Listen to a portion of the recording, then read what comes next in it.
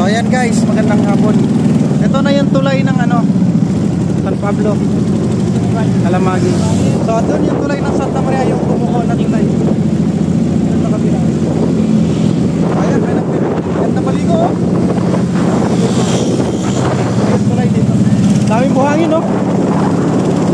Ayan, may mga na mga flood control.